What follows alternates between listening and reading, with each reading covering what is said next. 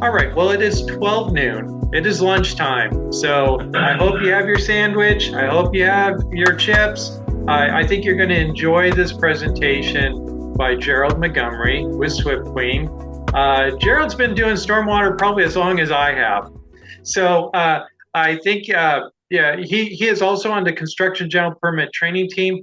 But Gerald, why don't you tell everybody a little bit about yourself, your company, and then the hour is all yours.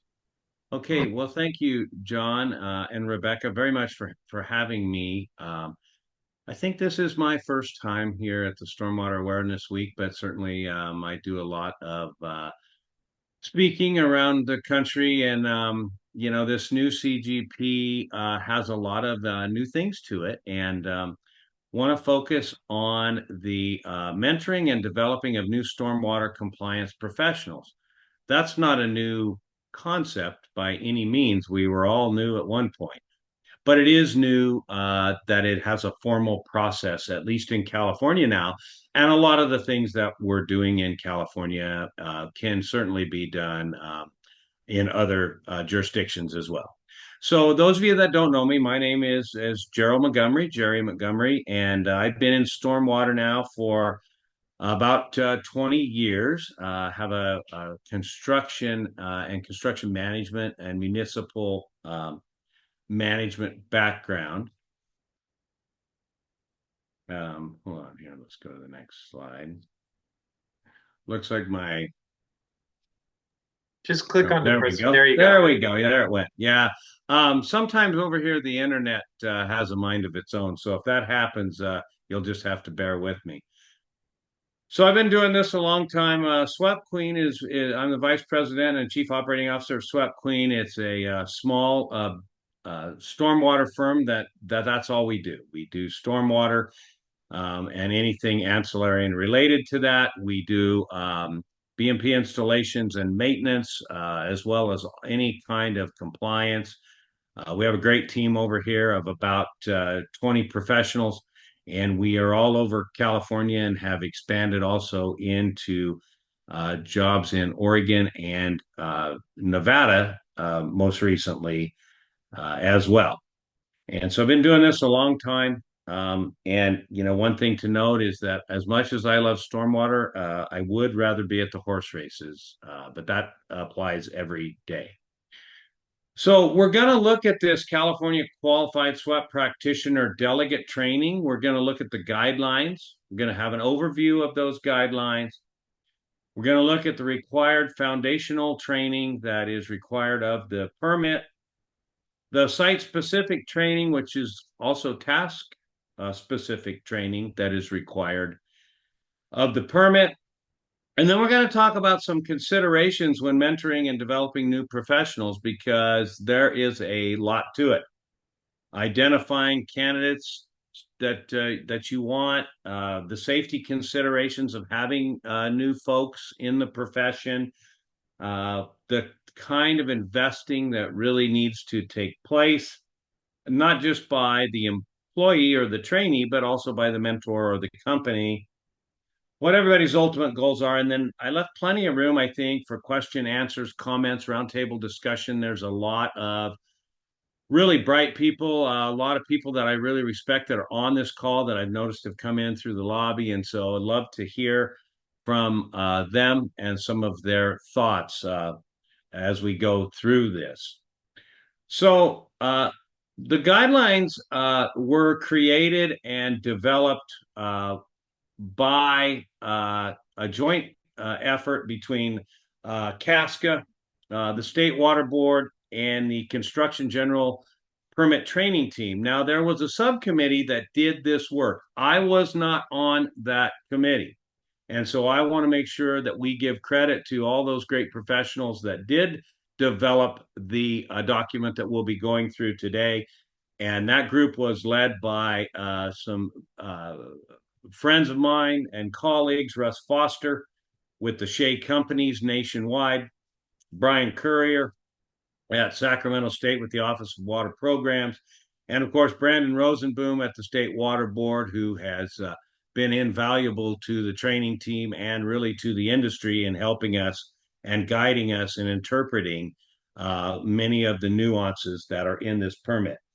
Now, these guidelines that we're going to go through were released in February of 2024, and they are available on CASCA's website. And I would suggest that if you are a QSP and are going to be training people to work under you, if you are a trainee and you want to get a head start on this, or if you're even from another jurisdiction, another state, this is still really good guidance as you put together a training program and a mentoring and supervising program for new professionals to help you. So looking at an overview of the guidelines, I think it's just easiest and best to just go through the actual document. And so these screenshots, again, are from that public document that is on CASCA's website. And there's also, I think, links to it from the state water boards as well. So QSP delegate training overview, dischargers may authorize a QSP to delegate certain duties to a trained QSP delegate. Now, notice the word may. They don't have to. If a discharger, an owner, wants QSPs or QSDs only, if they want credentialed people only to do everything, they have every right to do that. But they certainly may delegate some of these tasks to a QSP delegate. The QSP must train each delegate and assess their competence prior to authorizing the delegate to perform any of these tasks. And that's an extremely important concept to understand, is that if I'm a QSP and somebody says, hey, we got you a new delegate here, I need to make sure that that delegate is going to be able to do what I want them to do, is going to be able to do it at the level that I need them to do, because ultimately I, as the QSP, am responsible for that delegate. The QSP here in California must use these delegate training guidelines as the basis for that training. And there will be more and refined training coming out in the future. But for now, we have this guidance. The QSP may use prepared materials from the training team, may use those templates, but they must supplement those modules with site-specific information and develop their own training modules based on these guidelines. The SWPPP must contain a record of the QSP delegate training, must also name the QSP delegates and what their roles will be on site. Just because I trained somebody to assist me with sampling doesn't mean that they can necessarily go out and do inspections. If I didn't train them to do that task, they're not authorized to do that task. And that should always be in the SWPPP, and should additional training occur, that can always be updated, and it should be current with the training. It should be current with whatever is in the SWPPP as far as an amendment as to what that delegate can perform. The QSP is responsible to review that work of the delegates, including their inspections, their sampling, if they're working on a crew, their BMP installations or maintenance, and any other required tasks that are named in the SWPPP for that delegate. So they are under constant supervision and oversight. Each QSP delegate must complete the foundational training. QSP delegates that are assigned to doing inspecting, sampling, or whatever other tasks must be trained for those tasks as well. And the QSP is responsible for that work performed by their delegates, and water boards, regulators may take action against that QSP if they fail to use reasonable care and good judgment, and also if they fail to supervise. Now, the required training here in this document is quite detailed, and we're going to walk through that if you've never seen this document. If you have, it'll be a good review. So the discharger may authorize the QSP to delegate some of their duties: visual inspection, sampling, and BMP implementation to trained delegates. such as maybe site superintendents, managers, contractors, co-workers, interns, those sorts of things. Prior to performing these tasks, the QSP delegates must receive that training. So you can't just throw them out there without the training. The training always comes first. The training must contain the following two types: the foundational training. Now, the foundational training covers information that's applicable to all sites. So it's concepts, it's not site specific. The training there may be conducted off-site and may very well be. It doesn't have to be on the project site. And once a delegate has had the foundational training, they should have some sort of proof of it. And then they don't have to have that to go to another site. So that content really is general in nature. And once they have that and they have a grasp of it, the foundational training can be used for other projects and multiple projects.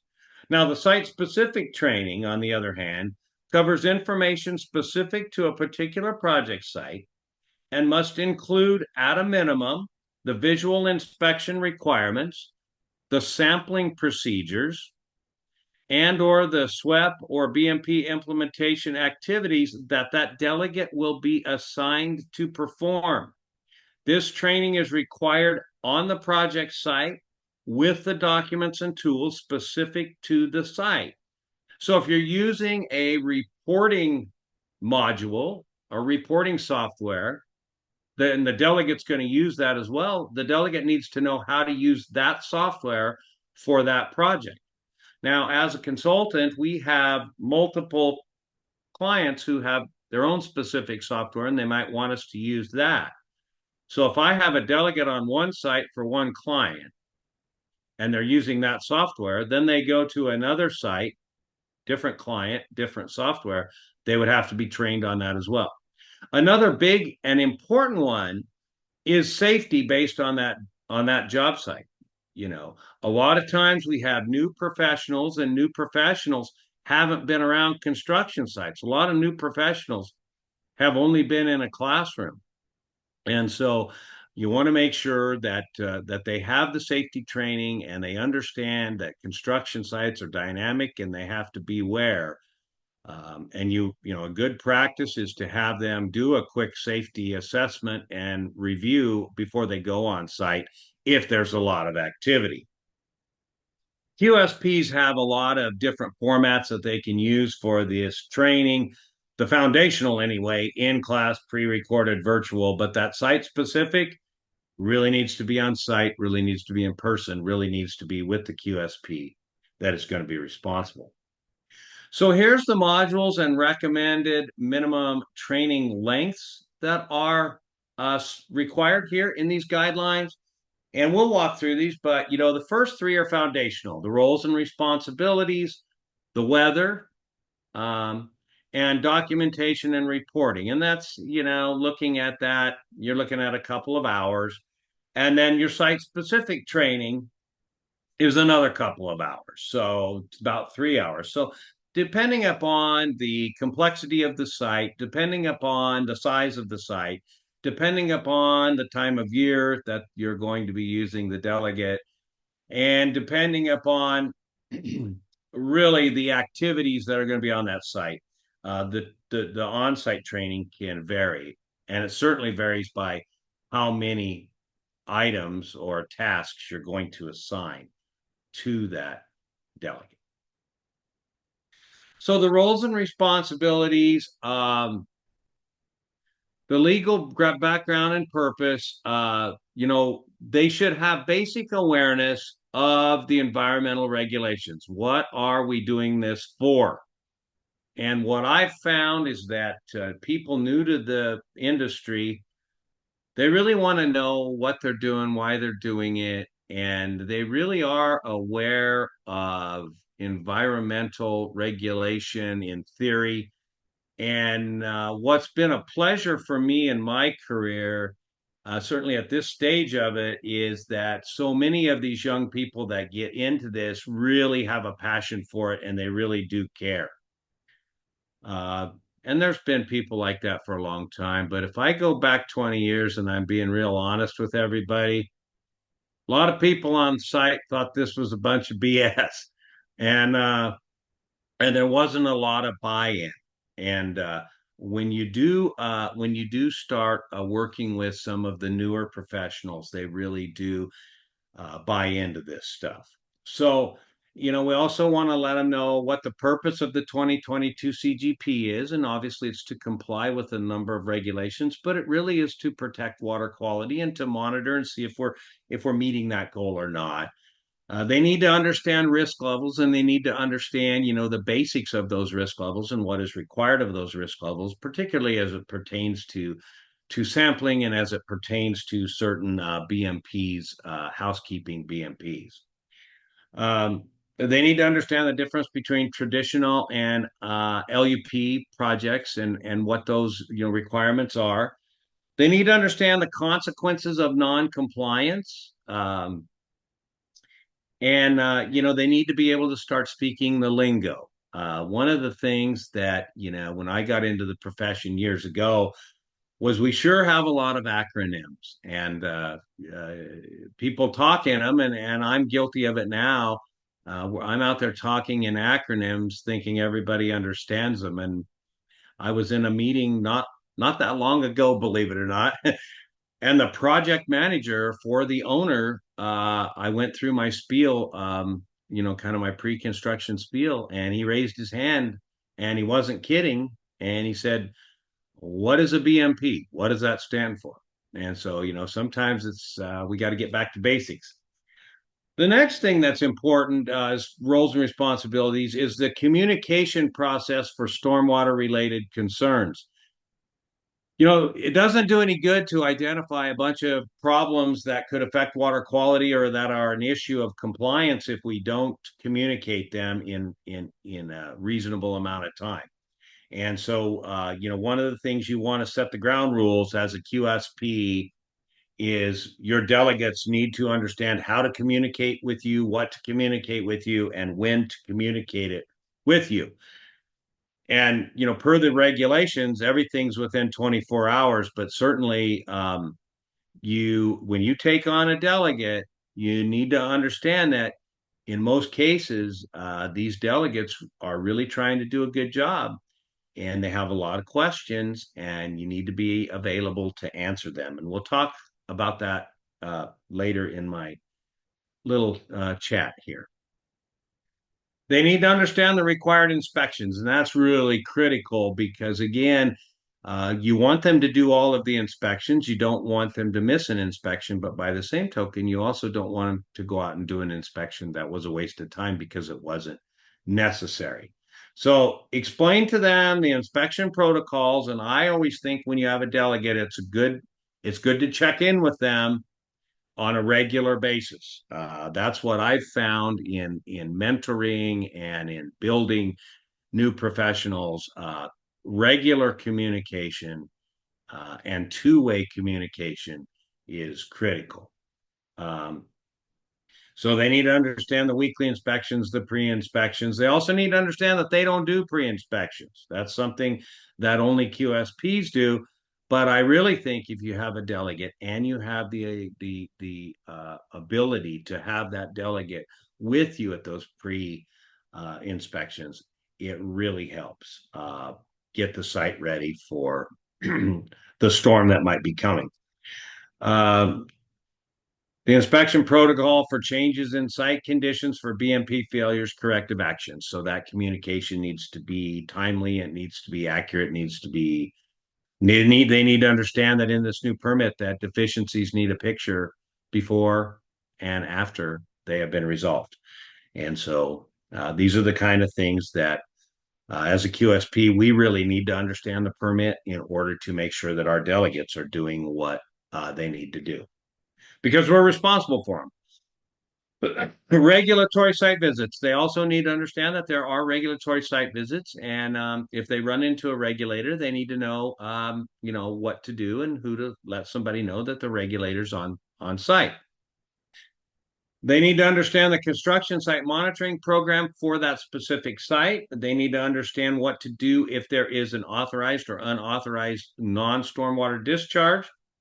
The expectations that as a QSP you may have for your delegates, as far as professionalism and ethics, um, and they need to understand, where the site specific SWP is and how to read it and that it really governs the BMP installation. They're as a QSP delegate, they're not authorized to go out there and start changing the QSD's design and saying, "Hey, no, no, no, no, I don't want silt fence there. I want that to be fiber roll, or I don't see any reason to have that there.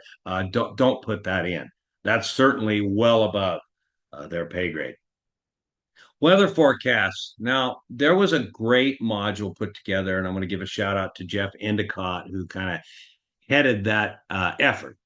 And Jeff's with Cask, and he put together a great weather module for training that was used during the reissuance for existing QSPs and QSDs, and there'll be a module that the training team will have out there.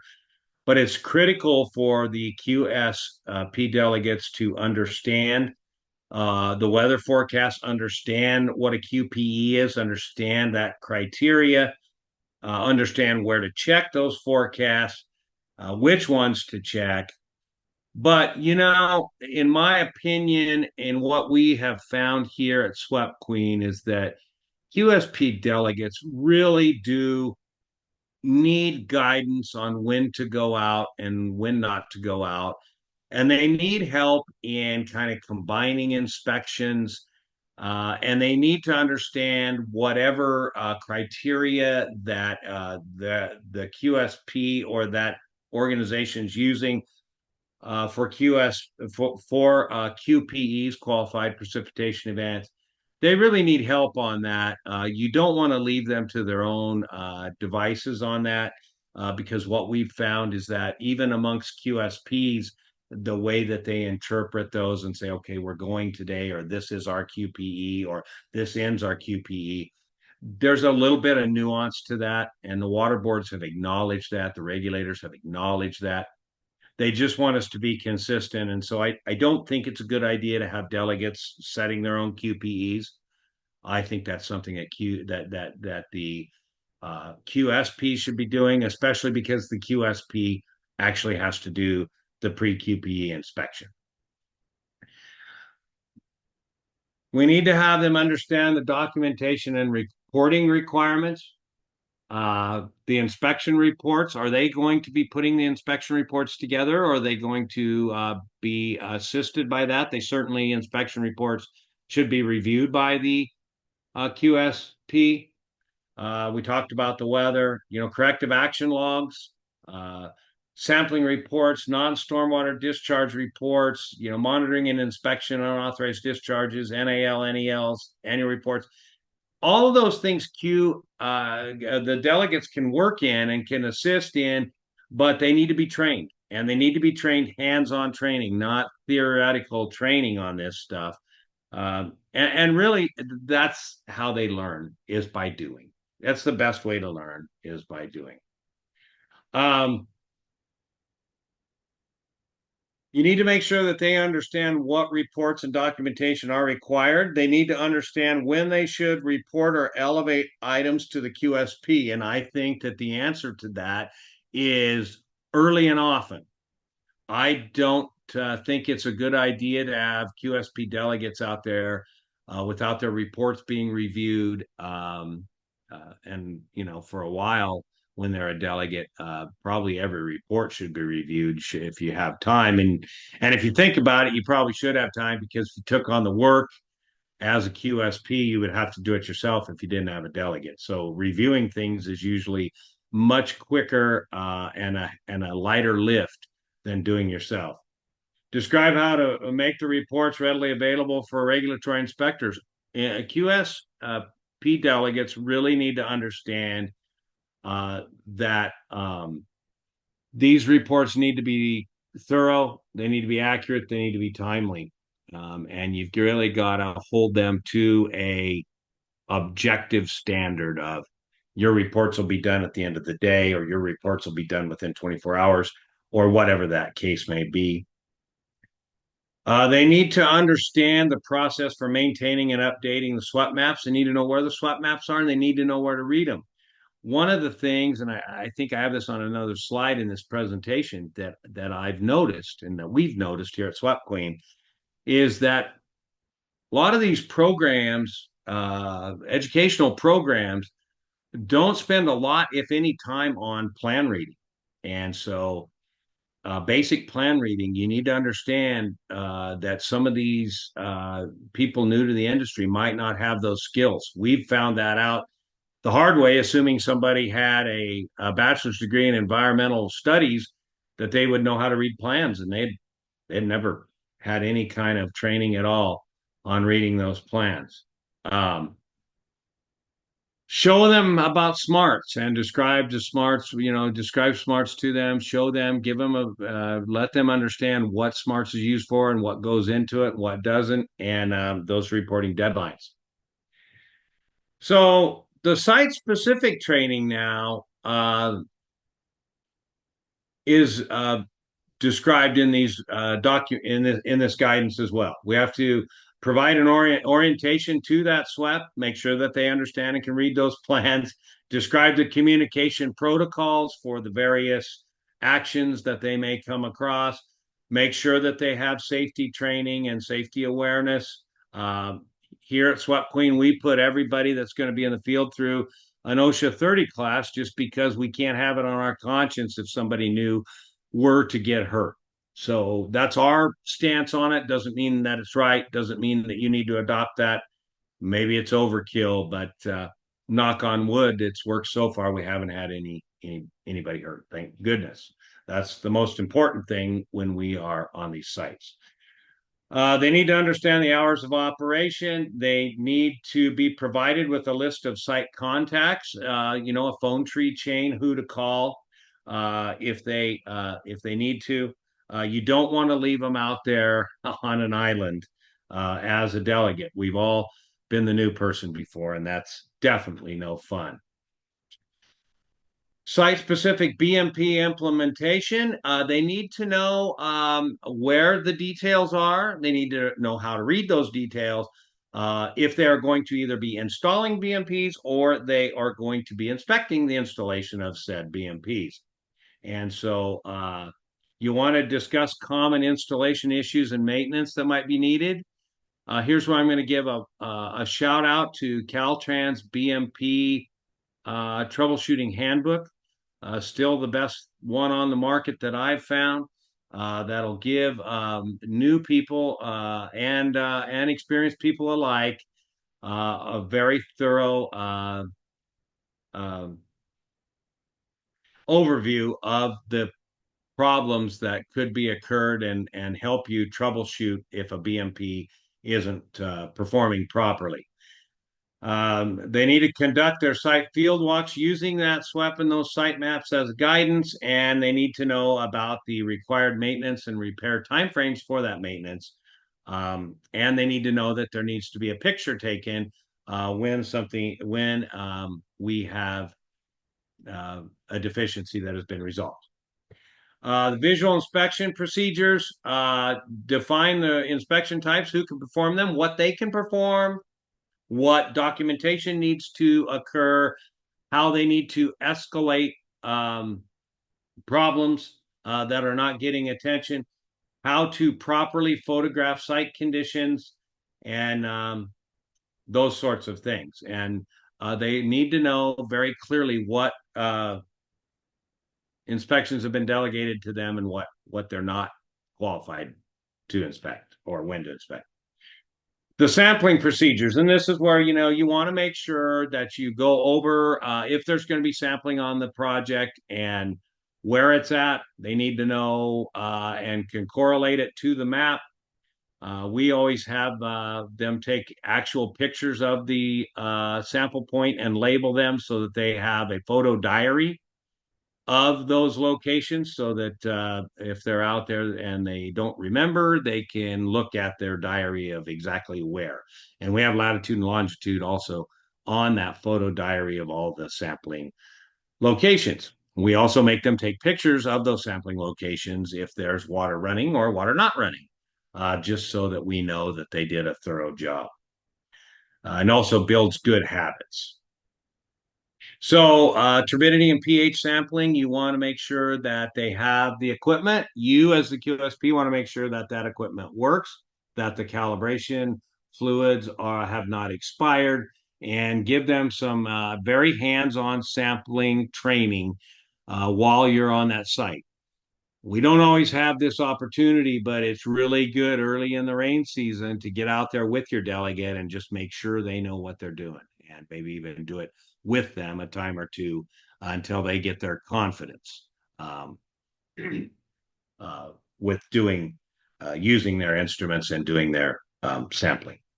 Non-visible and TMDL sampling, so you can delegate that. I may have an unpopular opinion here, but we don't delegate that sort of sampling to QSP delegates. We have actual QSPs or QSDs doing that sampling, but it is allowed. And if you're going to allow them to, your QSP delegates to do this kind of sampling, you're responsible for it. So make sure they know exactly what they're doing and they understand the chains of custody and they understand where it goes to with the lab and that sort of thing. When it comes to active and passive treatment, again, they just need to be aware of it. But typically, QSP delegates, even QSPs, aren't running active treatment. And as far as passive treatment, it's been slow to the market just because I think that both regulators and the industry alike are trying to make sure that when we go forward with it, that we do it in a sensible way and that we all understand it. Then general topics for sampling, and I kind of went through all these already. You want to make sure that whatever you have them, your QSP delegates doing as far as sampling, that they have the right equipment and they understand how to do it, and they have a lifeline if they need it. When you have your QSP delegates out there sampling, it's not the time to turn off your phone and get caught up on paperwork. It's the time to sit there by your phone because each and every one of them is going to call you multiple times a day or text you or email you because they need help in real time out there. And keep in mind that they're all, at least to a person, my experience has been that the new people to the industry, particularly if they have an education in environmental or an ancillary type of degree or are working towards that degree, they really want to do a good job and they really ask really good questions. Uh, but you want to make sure you're available. If you're going to take on a delegate, make sure you have time, right? To really give them the time that they need to support them. And then there has to be, a proof of training, and you need to issue that proof of training, and you need to make sure that that proof of training is on site is in the SWEP at least. And if you don't do this training, and if you don't supervise your QSP delegates, you as the QSP could face personal enforcement because of it. There's a lot of additional resources here at the bottom of the slide at the State Water Resources Control Board's Construction Stormwater Program webpage. So, considerations in identifying candidates. So, there's a lot of different ways to identify candidates, and a lot of it depends on your needs as a QSP or QSD or your client's needs as it may be.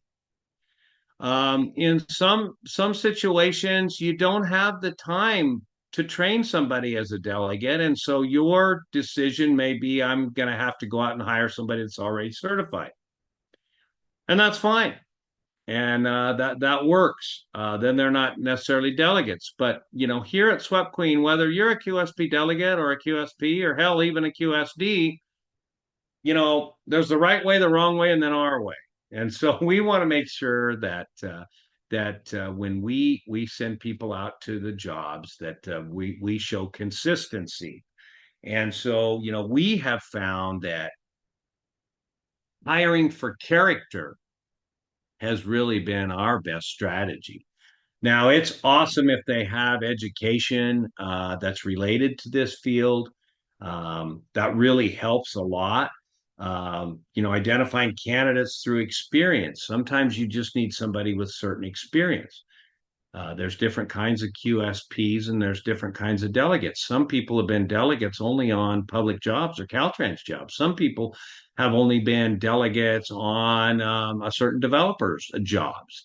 And so if they decide, to get into or find a different project, just because they've got experience as a QSP or QSD or a QSP delegate, you want to make sure that translates into what you are trying to hire, or you need to make sure that you have the resources available to train them on these projects that maybe they haven't seen before. Utility projects are another one that's very unique.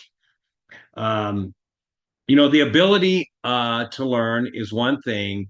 The want to learn is another. And again, one of the refreshing things that I've noticed over my career is 20 years ago, not very many people in the construction industry wanted to learn this.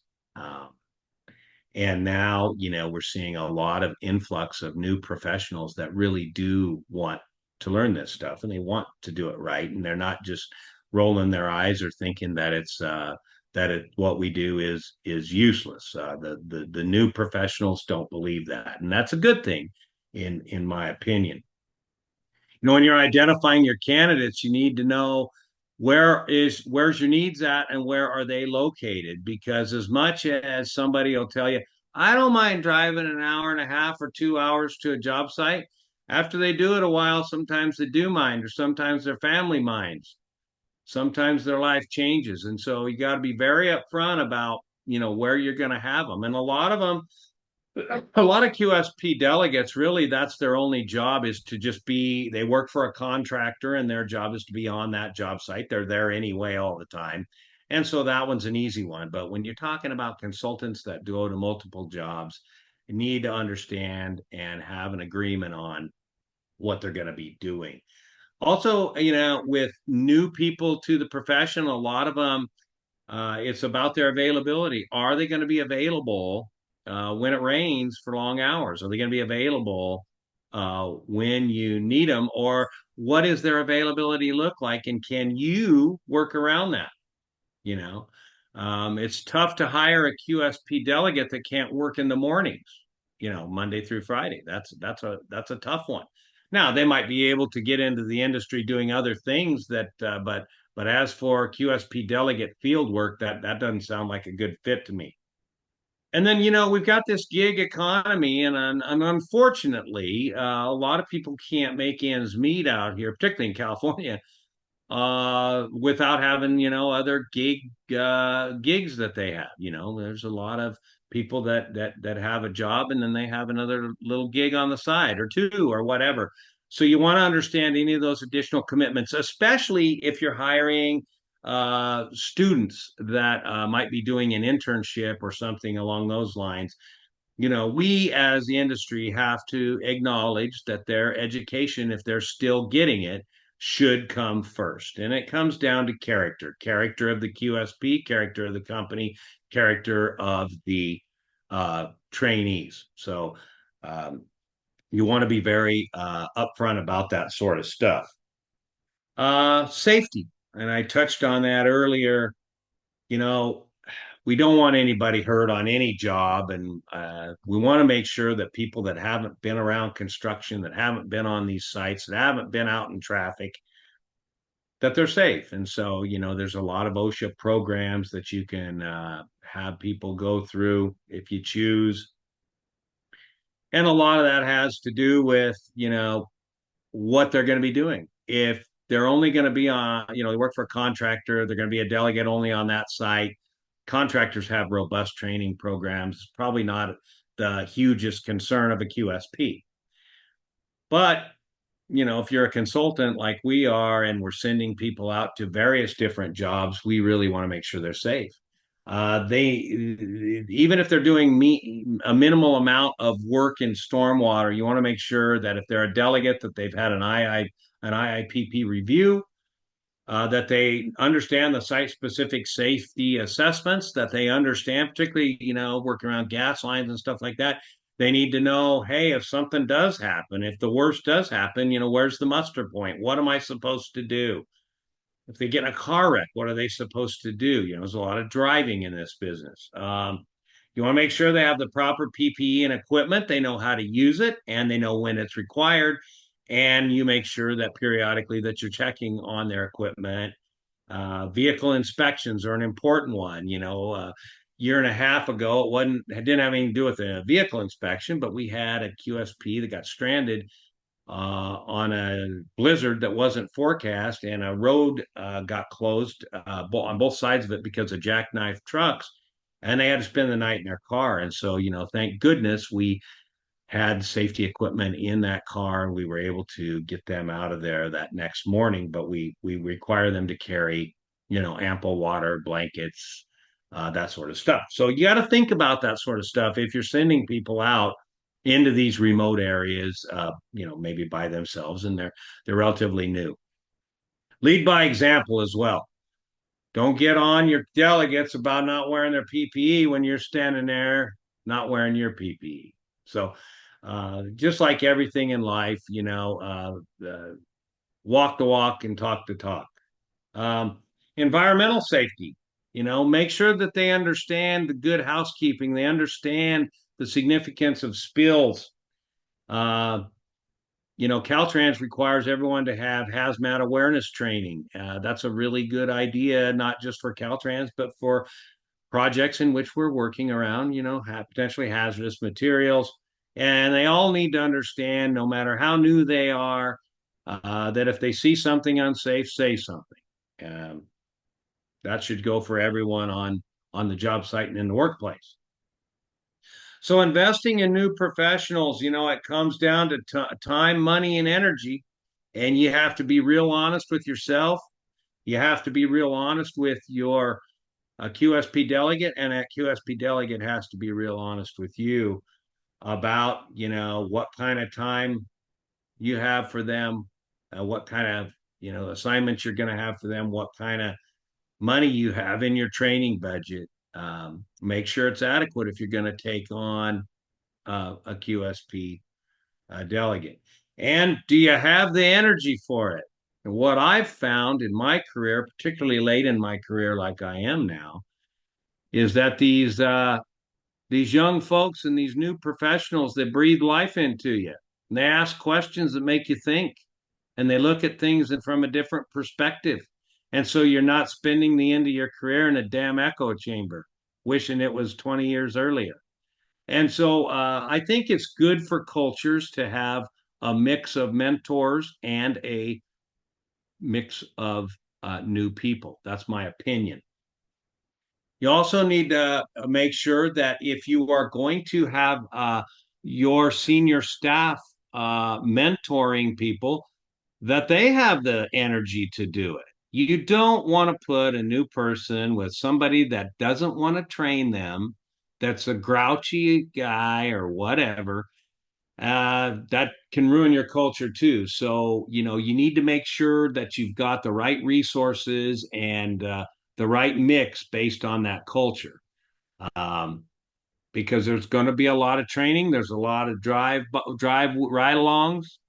And you want to make sure that the people you bring into your team and the people that are on your team that are expected to help you train these people are all on board. Again, make sure that everybody understands what the regulation requires. Make sure that people can read the plans. We learned that one the hard way. Um, Take people out, cross train them. Most people, particularly new to the field, they want to learn, they want cross training, they want to learn a bit of it. Here at SWPPQUEEN, they get a little bit of all of it. They learn a little bit of all of it. And then we kind of assess, what they like and what they're good at and what our needs are. And we go accordingly. But Sometimes all you need is a guy on a job site or a gal on a job site to do some sampling when it rains, and that's just fine. Sometimes on a remote site, you've got a foreman that one of the things they need to do is do the weekly inspection, and you need to train them to do that. That's all fine.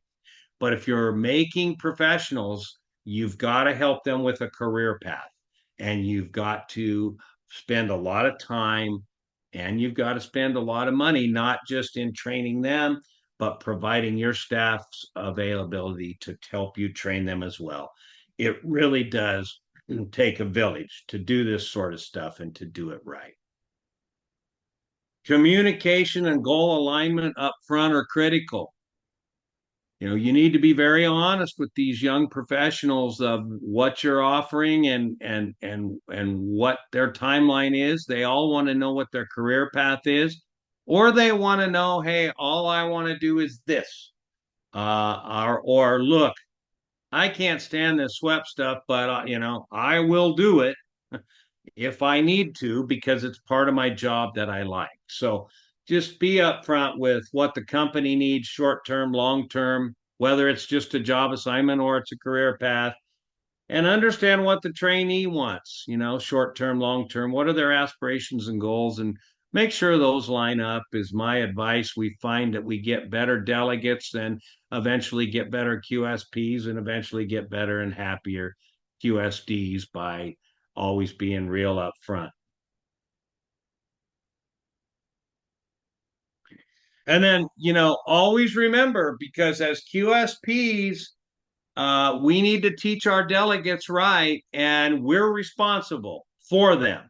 And so we need to make sure that we really do supervise, because always remember, hope and prayers are not BMPs. They're not good management strategies, and they rarely protect water quality. Hoping that QSP delegate did it right, hoping that it didn't rain, hoping that they got out there, praying that the results were good, praying that they got that spill cleaned up. What happens in those situations oftentimes is we end up getting fired over that sort of stuff. So those are not BMPs, and they should not be used in our industry. And with that, I'll open up if there's any questions, comments. There's a lot of smart people here that might have something to add or something to correct that I said. All right. Well, thanks, Gerald. Yeah, that was great. I've been answering some questions, but I'm gonna be a little selfish. I got some of my own questions. Um, Great. training and documenting your training of the foundational training. How do we do that? How is that done? Where does it go? Do we upload it to Smarts? So Go ahead. those are all great questions, and I don't know if State Water Board's on, but my take on it, John, has been we issue what's called a QSP Delegate Foundational Training Certificate, because that way they can show it to others and they know that we trained them. We've also taken these guidelines and incorporated it into our Caltrans Water Pollution Control Managers training class. So when they have that class, and I think Bob alluded to this yesterday, great presentation, by the way, from Bob about Caltrans. We issue two certificates. We issue the Water Pollution Control Manager Training Certificate, but then we also issue the Foundational Training Certificate. So that's how we do it. And then we put it into the SWEP document. Usually it ends up being an amendment. We don't usually have delegates at the beginning of the job. That's how we're doing it. Others may be doing it differently. I'd love to hear that.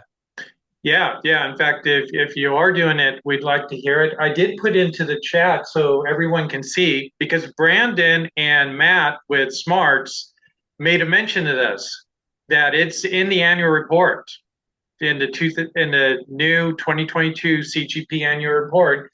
And I don't know how many people have actually done one yet, but it is in there, and they are asking all of the individuals who perform inspection, sampling, or measurements and use the attachment to show the number of individuals performing that and also their training documentation. You have to upload that.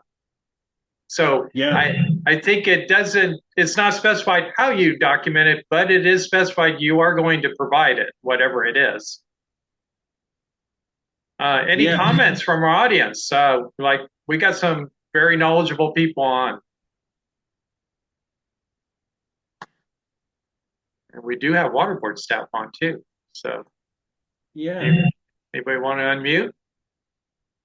Let me check the. Yeah, what kind of software do you use to capture your inspections? Well, there's a number of number of them out there on the market, but here at SWPPQUEEN we use Cloud Comply. Although we do have clients that want us to use a N8.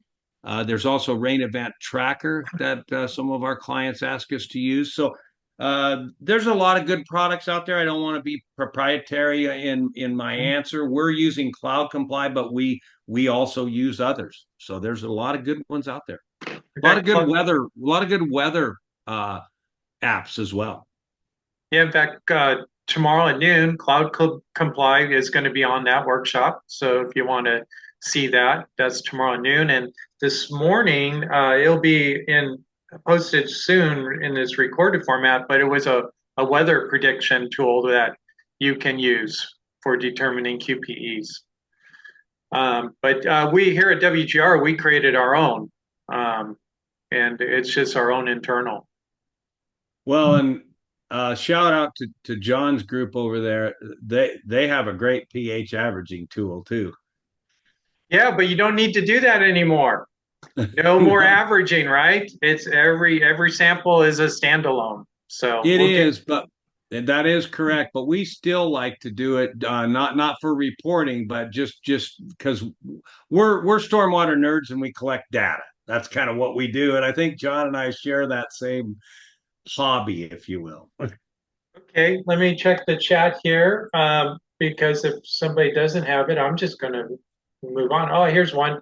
How do you handle it if a delegated inspector doesn't do their assigned task? In fact, that was one of mine. QSP accountability, right? We heard Brandon and Matthew actually talk about this in their presentation earlier this week. But whose neck is on the line? Well, ultimately the QSPs, right? Because they're supervising it. And I saw Dan's question there, and it's a darn good one. It's an embarrassing thing. And so I think if that ever happens to you, it should only happen once because pretty embarrassing. You got to say, hey, we missed one. And you got to make sure you got the safeguards in place not to miss it, and you can do that in a number of ways. One thing is, by being very hands-on on, hey, I want you to go here today and I want you to send me your photos in real time, or I want you to let me know how it looks. And then you can always have a catch-all on Friday morning of like, hey, did we get all our jobs this week? If it wasn't raining, and just make sure. But if you miss an inspection, that's on the QSP. I mean, regulatorily speaking. Yeah, and if the QSP is not I didn't mean to say babysitting, not watching or supervising their delegated inspectors, that means bad things for that QSP potentially, right? In the new permit, there's two things that might happen: suspension, and then even rescission, removing your cert altogether. Correct. And we also need to be cognizant that there's a lot of QSPs that are still learning, particularly with this new permit. And so if we've got QSPs like at our shop, and I'm sure at many shops of people that are on this call, QSPs that are relatively new, they don't supervise delegates. That's not what they do. They're still learning. They're still getting supervision. And so just because somebody has a QSP doesn't mean they're ready to be a supervisor, because let's make no mistake about it. When they have a delegate, they are in the role of mentor and supervisor in some way. Yeah, yeah.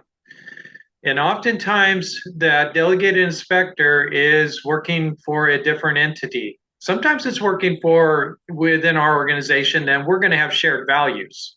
Sure. But oftentimes they're working for somebody else, like the contractor. And now we might not have shared values. In other words, they might be trying to get things done the quickest, fastest, and cheapest. And we're a little more concerned maybe about compliance. And Yeah, I, and that's the age-long battle that has always been fought, right? And it always will be. But I think, we have different goals, is what I'll call them. Might have different goals. But I do think that it's extremely important for everyone to understand that at the end of the day, it's the QSP that's responsible for those delegates. And if your client wants you to give delegate training to one of their people, and you do, and then that your client wants you to have that delegate work under you, you need to make sure as a QSP that you're comfortable with that. And if you're not, you need to have that conversation with your client. Again, it's all about upfront communication. okay, we got another question here. What kind of equipment you all use for wet weather sampling? Yeah, well, there's a bunch on the market. The permit, I think, is written really well in terms of being inclusive. It's not a proprietary written permit that found some equipment and then wrote a spec around that equipment. It was done the right way, which is they found out what was on the market and had a very inclusive spec. There's a handful of different manufacturers of this equipment, whether it's pH or turbidity meters, and really just find one that fits your budget and needs. There's a lot of them now, and they're all pretty reliable. Mhm. Uh, we personally like the kind of equipment that is readily available for the calibration standards. That's the one thing that gets tight around October is Yeah, if you have one of the more popular meters, you might be waiting 4 or 5 weeks for calibration fluid. So keep that in mind and order early. yeah, yeah, for sure. Let's see. So I think that's it on the chat. I have still some. Um, I, I I might have been distracted, but did you talk about how often foundational training needs to occur? Well, no, I didn't. I mean, foundational training has to occur, at least it has to occur prior to ever having the site specific training, number one. But, I think that a foundational refresher is probably a good idea. It really is, the permit is pretty silent on it, as I remember, John. Hmm. Um, and so it's two. There's two different things. If it's a QSP delegate that's just other duties as assigned, works for a construction company, going to do it on this one remote project, and then that's it. That's a different animal than somebody that is a QSP delegate that wants to become a QSP, that wants to get into the industry. Right, They're going to need a constant, not foundational training, but they're going to be needing constant training because there's so much to learn. We've been doing this, what, 20 years, you and I, or more, right. and we're still learning, still Yeah, learning. yeah. I even learned stuff from you today. So, yeah, no, that's exactly right. The permit does not say. Now it does. To your point, even QSPs have to keep learning because now there's a continuing education requirement for QSPs in the new permit. So, reason would stand that delegate inspectors should continue learning, but there is no the permit's silent about it, and so as long as that delegate inspector still is pretty knowledgeable about that information, I would say one time is good. If they're covering multiple sites, that foundational training is good for multiple sites. But of course, site specific training is going to happen at every new project they're doing. So, Correct. And again, it's almost like if you're a QSP and your client asks you to train one of their people as a delegate and you've never met that person before, it's incumbent upon you, just because they say, "Oh, I got this foundational training," it's good to just kind of voir dire them and make sure they understand at least what you need them to understand and go over it if you don't. I yeah. did notice, John. There's a couple other questions in here. Drew asked about the thoughts on uh, time and date stamps on photos, and my take on it, particularly with this new permit, is that they're really useful because we have to have the pictures. I Yeah. might have had a different opinion in the past, but I think that it's really good to have those now. And I think there's a lot of products on the market for that. And then I think Eric from Tully also asked about do you have a program? And the answer to that is that here we do.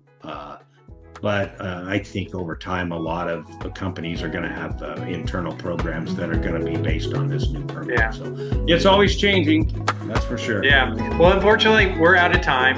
But thank you so much, Gerald, for talking to us and presenting. And thank you to each of you for attending this workshop.